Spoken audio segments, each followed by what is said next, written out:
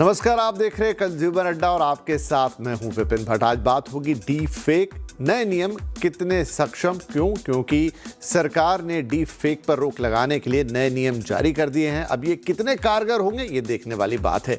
एक एक करके हम समझते हैं कि ये पूरा मामला क्या है और नए नियम क्या हैं और उनके कारगर होने और डीप फेक पर रोक लगने के कितने यहाँ से अवसर या आसार नजर आते हैं। तो चलिए एक एक करके समझना शुरू करते हैं। एआई कामकाज से लेकर मनोरंजन तक दुनिया को बदल रहा है, लेकिन एआई की इस जादुई दुनिया में भी सावधानी ही सुरक्षा है। क्या आपने कभी सोचा है कि अगर कल को आपका कोई ऐसा वीडियो इंटरनेट पर वायरल हो जाए जो आपने कभी शूट ही ना किया हो, या आपकी आवाज बनाकर कोई किसी से पैसे मांग ले, तो आप क्या करेंगे? जी हां, डीप फेक और एआई की ये दुनिया जितनी जादुई है उतनी ही डरावनी और खतरनाक भी। लेकिन अब भारत सरकार ने इस डिजिटल मायाजाल पर अपना हंटर चला दिया है। 20 फरवरी से देश में नए आईटी नियम लागू होने जा रहे हैं। आज हम आपको आसान भाषा में समझाएंगे कि ये नए नियम क्या हैं और कैसे ये आपकी डिजिटल दुनिया को सुरक्षित बनाएंगे। सबसे पहले एक नया शब्द समझ लीजिए, SGI। इसका मतलब है सिंथेटिकली जनरेटेड इंफॉर्मेशन। अब तक कानून में एआई की मदद से बने कंटेंट के लिए कोई सटीक परिभाषा नहीं थी, लेकिन अब सरकार ने इसे साफ कर दिया है। अगर एआई के जरिए कोई ऑडियो या वीडियो इस तरह बनाया या मॉडिफाई किया जाता है कि वो बिल्कुल असली लगे, तो उसे SGI कहा जाएगा। मान लीजिए प्रधानमंत्री का कोई ऐसा वीडियो हो जिसमें वो ऐसी बातें बोल रहे हों जो उन्होंने कभी कही ही ना हो, ये SGI है। अब सवाल उठता है कि क्या एआई की मदद से बना हर कंटेंट SGI है? जी नहीं। अगर आपकी नीयत साफ है, आप बिना अधिकार किसी का नकली आवाज या वीडियो नहीं बना रहे हैं, अच्छी नीयत से अगर आप एआई ऐप से अपनी फोटो की थोड़ी बहुत एडिटिंग करते हैं, अपनी वीडियो की थोड़ी बहुत एडिटिंग करते हैं, जैसे कि ब्राइटनेस को बढ़ाते हैं, बैकग्राउंड से कोई शोर हटाते हैं या किसी वीडियो में सबटाइटल और अनुवाद जोड़ते हैं, तो उसे फर्जी नहीं माना जाएगा। यानी आपकी सामान्य एडिटिंग पर एआई से भले ही वो की गई हो, कोई खतरा नहीं है। ये तो एक बात हुई। अब सवाल है कि आईटी नियम तो पहले से ही हैं, सिर्फ SGI की परिभाषा तय कर देने से क्या फर्क पड़ जाएगा? तो आपको बता दें कि नए नियमों में डीप फेक और गैर कानूनी कंटेंट की शिकायत पर टाइम बाउंड एक्शन होगा। अब तक सोशल मीडिया कंपनियां हफ्तों तक शिकायतें लटका कर रखती थी, लेकिन अब घड़ी की सुइयां उनके खिलाफ चलेंगी। अगर कोर्ट या सरकार किसी वीडियो को फर्जी, गैर कानूनी या दंगा भड़काने वाला मानती है, तो उसे हटाने के लिए कंपनियों के पास सिर्फ 3 घंटे होंगे।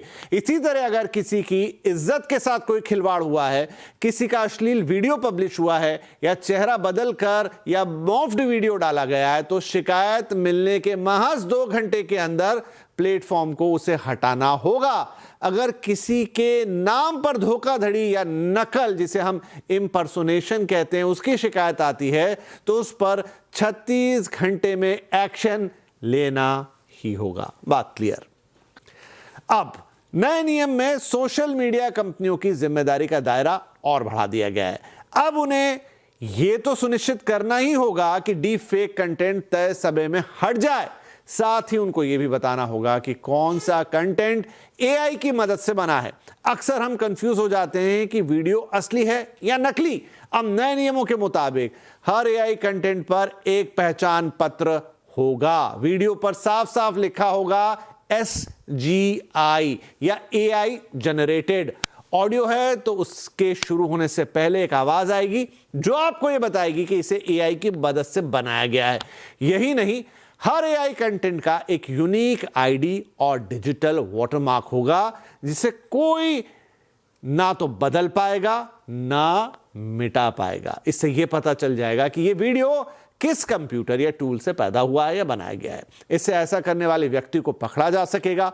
फेसबुक, इंस्टाग्राम और यूट्यूब अब यह कहकर पल्ला नहीं झाड़ पाएंगे कि हमें क्या पता यूजर ने क्या डाला है। अब जब भी आप कोई वीडियो अपलोड करेंगे तो प्लेटफॉर्म आपसे पूछेगा क्या आपने इसे एआई से बनाया है। आपको सच बताना होगा। कंपनियां भी केवल अपनी बात पर भरोसा या आपकी बात पर भरोसा नहीं करेंगी, वे खुद अपने टूल से यह जांच करेंगी कि आप झूठ तो नहीं बोल रहे। इस काम के लिए कंपनियों को टेक्नोलॉजी टूल्स बनाने होंगे। इसके अलावा हर 3 महीने में कंपनियों को या कंपनियां आपको अलर्ट भेजेंगी कि डीप फेक बनाना और फैलाना जुर्म है। ये तो हो गई एआई से बने कंटेंट और डीप फेक की बात, लेकिन कुछ चीजें ऐसी हैं जिस पर सरकार ने जीरो टॉलरेंस की नीति अपनाई है। अगर आपने एआई से ये चीजें बनाई तो जेल तय है। और ये चीजें क्या हैं? जैसे सुनिए, बच्चों से जुड़ी कोई भी अश्लील सामग्री किसी भी कीमत पर बर्दाश्त नहीं की जाएगी। इसके साथ ही फर्जी आधार पर पैन कार्ड जैसे सरकारी दस्तावेज या फिर अदालत के फर्जी आदेश पर बम या हथियार बनाने की जानकारी देने वाले एआई वीडियो, किसी बड़े नेता या पब्लिक फिगर की फर्जी आवाज या वीडियो बनाकर भ्रामक खबरें फैलाना, सोशल मीडिया कंपनियों को इन चीजों को प्लेटफॉर्म पर आने से रोकना होगा। और अगर कंपनी इसमें नाकाम होती है तो उस पर भी कड़ी कार्रवाई होगी। जो ऐसे कंटेंट डालेगा उस पर तो कार्रवाई होगी ही होगी। और अब सबसे अंतिम और सबसे अहम सवाल, नियम तो बना दिए गए हैं, मगर नियम का पालन तो तभी होगा जब कोई डर होगा। नए नियमों में इसका भी जिक्र है। अगर सोशल मीडिया कंपनियां ये नियम नहीं मानती हैं तो उनका सेफ हार्बर छीन लिया जाएगा, यानी यूजर्स के अपराध के लिए कंपनी के मालिक भी जेल जा सकते हैं। वहीं डीप फेक बनाने वाले यूजर्स पर भारतीय न्याय संहिता यानी बीएनएस के तहत धोखाधड़ी और जालसाजी का केस भी चलेगा, जिसमें 2 से 7 साल तक की जेल का प्रावधान है। ये सजा हो सकती है। तकनीक हमारे जीवन को आसान बनाने के लिए है, किसी की जिंदगी बर्बाद करने के लिए नहीं। सरकार के ये नए नियम हमें उस डिजिटल डार्कनेस से बचाएंगे जहां सच और झूठ का फर्क मिट जाता है। तो याद रखिए, 20 फरवरी से डिजिटल दुनिया के कायदे बदल रहे हैं, यूजर्स के लिए भी, बनाने वालों के लिए भी और जो प्लेटफॉर्म्स हैं उनके लिए भी। और ये सारी बातें अगर आप ध्यान रखेंगे तो यकीन मानिए हमारा ये जो डिजिटल दुनिया है ये बहुत बेहतर हो जाएगी। यहाँ किसी प्रकार का कोई मिसयूज, कोई धोखाधड़ी, कोई झूठ, कोई फरेब, कोई फेक न्यूज़ वायरल नहीं होगा। राइट, तो चलिए, ये तो हमने आपको बता दिया कि क्या कुछ हुआ है। अब जरा थोड़ा इस पर मंथन कर लें, थोड़ा विचार कर लें। हमारे साथ हैं CoreOver.ai के वीपी विकास त्रिपाठी और Humira.ai के सीईओ गौतम जैन। आप दोनों का बहुत बहुत स्वागत है। विकास, आपसे शुरुआत करते हैं। तो देखिए, दोनों तरह के मतलब कंटेंट बनाने वालों के लिए और कंटेंट पब्लिश करने वालों के लिए सरकार ने चीज़ें साफ कर दी है। इस वक्त की जो हकीकत है वो बहुत गंदी है। हम सब जानते हैं कि सोशल मीडिया पर इतनी भ्रामक जानकारियां हैं, इतना एआई का इस्तेमाल, और अभी ये एप्स्टीन फाइल वाले मामले में तो ऐसा लग रहा है कि बाढ़ सी आ गई और कोई ये नहीं बता सकता। उदाहरण के लिए मैं इसकी बात कर रहा हूं कि कौन सा वीडियो सही है, कौन सी फोटो सही है, जिसके हाथ जो लग रही है वो डाल रहा है, जो विश्लेषण हो रहा है वो कर रहा है। क्या आपको लगता है कि बहुत सही समय पर डीप फेक के ऊपर से गाइडलाइंस आई हैं और यहां से अब चीजें बदलेंगी? जी, बिल्कुल विपिन जी, इससे पहले सबसे पहले मैं आपको धन्यवाद देना चाहूँगा कि आपने इस मंच पे बुलाया। तो अगर आप देखें तो पहले भी हम डीप फेक को लेके चर्चा कर चुके हैं एक बार इस है ना टॉपिक पर, बट जी, क्योंकि इस तरह का कंटेंट बहुत ज़्यादा फ्लड हो रहा है सोशल मीडिया पे, आप देख रहे हैं, तो इस पे एक रोक लगाना बहुत ज़रूरी है। पहले एक गाइडलाइन या एक रूल या नियम कानून मिसिंग था, ऐसा है ना, मौजूद नहीं था।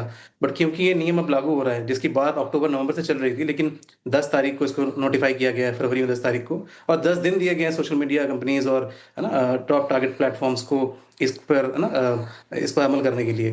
तो मेरे हिसाब से ये बहुत ज़्यादा असरकारी होने वाला है, और इसकी जो शुरुआत होती है वो होती है अपलोडिंग से। जैसे ही हम किसी सोशल मीडिया प्लेटफ़ॉर्म पर जाते हैं तो कैसे कंटेंट अपलोड करते हैं। कंटेंट अपलोडिंग के वक़्त ही ये चीज़ चालू हो जाएगी, यूज़र को भी इसको फ़ॉलो करना होगा कि कंसेंट देना पड़ेगा कि आपने इसमें कुछ डीपफेक किया है, एआई जनरेटेड कंटेंट है और है ना क्या इंटेंशन है। तो उस टाइम पे ही ये प्रोसेस ट्रिगर हो जाता है, जिसको हम बोलते हैं पब्लिशिंग पाइपलाइन एक स्टार्ट हो जाती है। दूसरा, वेरिफिकेशन एक प्लेटफ़ॉर्म लेवल पे भी होगा कि अगर आपने बोल दिया कि नहीं मेरे वीडियो में या मेरे अपलोड किए हुए कंटेंट में ऐसा कुछ नहीं है, बट फिर भी प्लेटफ़ॉर्म लेवल पर भी एक बार जाँच ज़रूर होगी।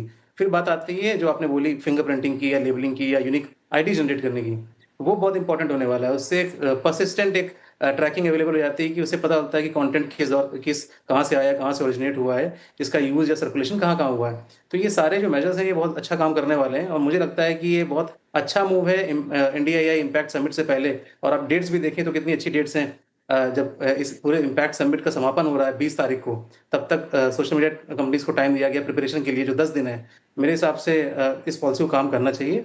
और अगर आप देखें तो 3 चीज़ों पर बहुत ज़्यादा फ़ोकस किया गया है। पहला है ट्रस्टवर्दीनेस और यूज़र का जो ट्रस्ट बिल्ड होता है। आप कोई भी जानकारी कंज़्यूम करते हैं और आँख बंद करके उस पे भरोसा कर रहे थे। कुछ लोग ऐसे होते हैं जिनको जो टेक सेवी नहीं है, जिनको टेक्नोलॉजी का बहुत ज़्यादा ज्ञान नहीं है, तो उनके लिए बहुत ज़्यादा काम करने वाला है।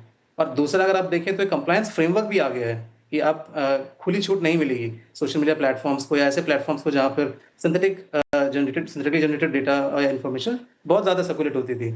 और तीसरा मेरे हिसाब से तो बहुत बड़ी बात ये है कि हम एक बहुत बड़ी एआई पॉलिसी ला रहे हैं और एक दुनिया के सामने एक एग्ज़ाम्पल सेट कर रहे हैं कि एक ऐसा देश जो 1 बिलियन इंटरनेट यूज़र्स की हम बात करते हैं, हम वहाँ पर ऐसी पॉलिसी का अमल करने वाले हैं। जी। राइट।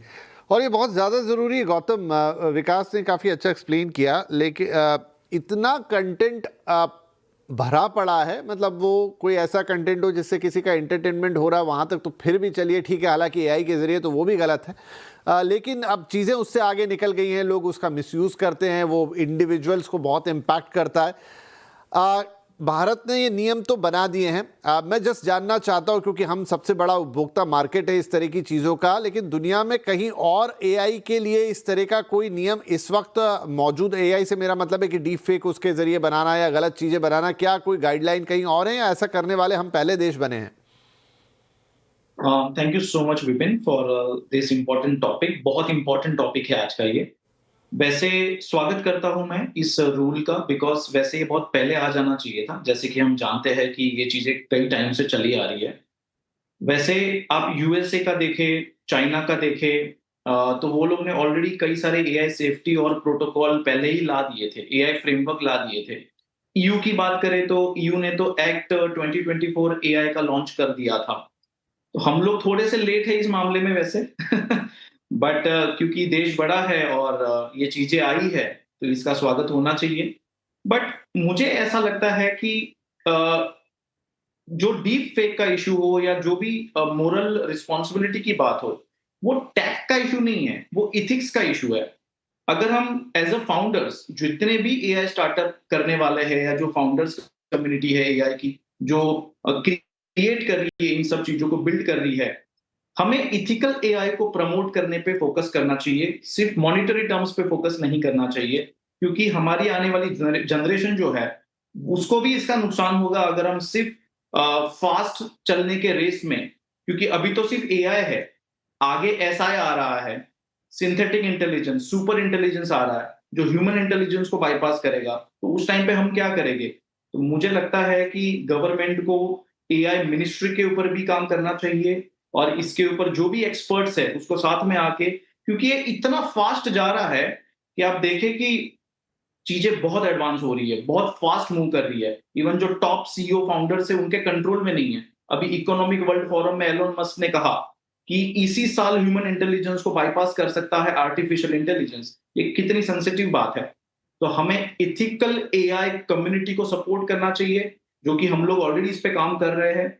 एंड आई बिलीव तब ये आप सही कह रहे हैं, मतलब चूंकि आज जो फोकस है वो पूरा सोशल मीडिया के ऊपर है, और आप जिसकी बात कर रहे हैं वो ओवरऑल एक एआई कम्युनिटी की बात है। इनफैक्ट अभी ही हमने कल शो किया जिसमें हमने क्लाउड कोवर की बात की, और फिर बाद में एक इस्तीफे की आपको खबर होगी कि उनके जो एआई सिक्योरिटी के हेड थे, ऑफ कोर्स एक इंडियन थे, उन्होंने कुछ एथिकल चीज़ों की बात रखते हुए अपने पद से इस्तीफा दे दिया।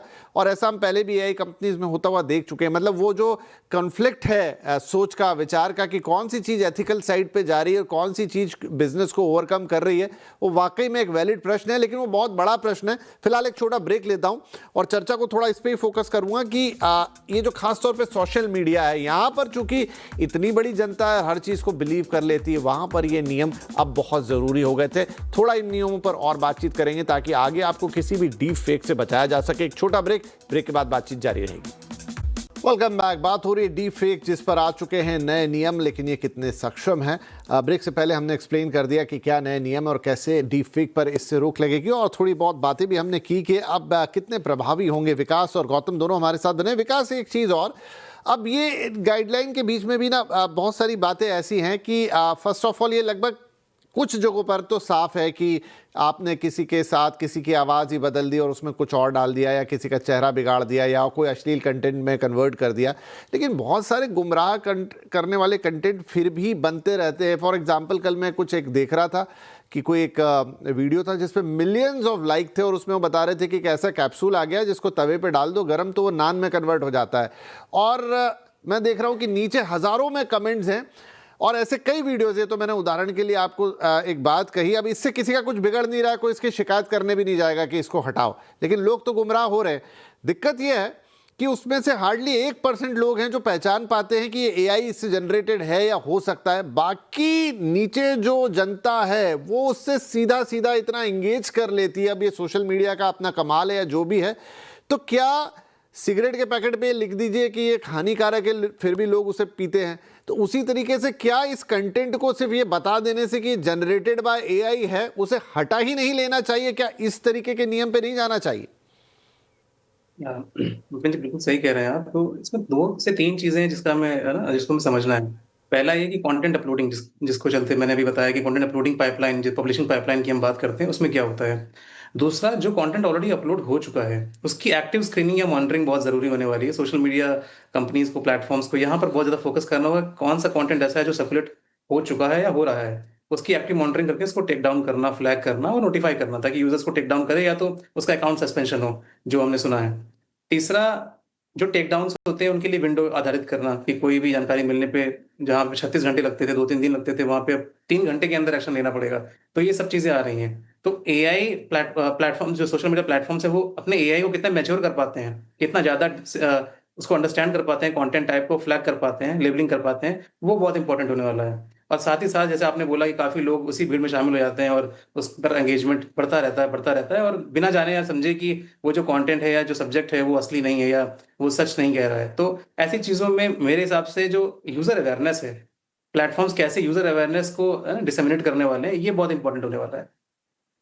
ठीक है गौतम, अब चूंकि ये जो सोशल मीडिया प्लेटफॉर्म हैं, अब गिनती के 2 ही तो हैं। देखिए, एक मेटा के हाथ में, दूसरा गूगल के हाथ में। ऐसा नहीं कि बहुत सारे लोग हैं, हम सब जानते हैं, और सब कुछ उनके हाथ में, एल्गोरिदम उनके हाथ में, हर चीज़ उनके हाथ में। वो अपने हिसाब से उसे ट्वीक करते हैं, चेंज करते हैं।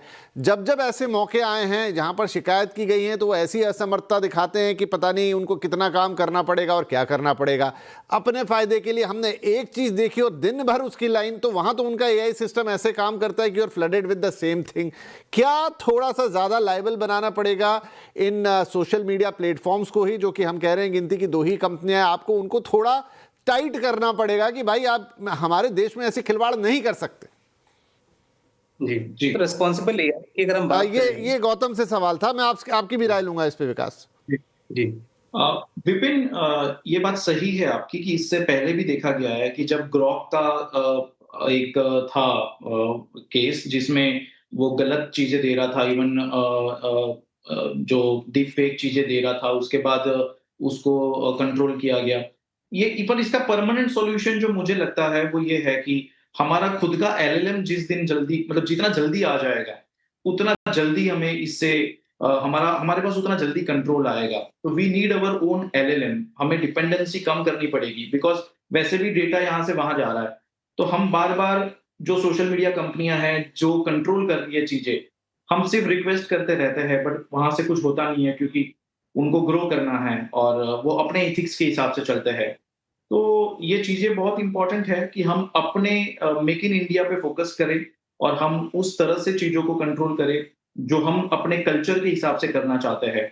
हमारे जो बेसिक वैल्यूज है वो ज्यादा इंपॉर्टेंट है। हम, क्योंकि इंडिया ही एक ऐसा कंट्री है राइट नाउ जिसपे पूरा वर्ल्ड ट्रस्ट करता है, और ये जो ट्रस्ट का इशू है, इथिकल एआई को बिल्ड करने के लिए इंडिया अगर लीड लेगा तो ये बहुत अच्छा होगा पूरे वर्ल्ड के लिए, मेरे हिसाब से।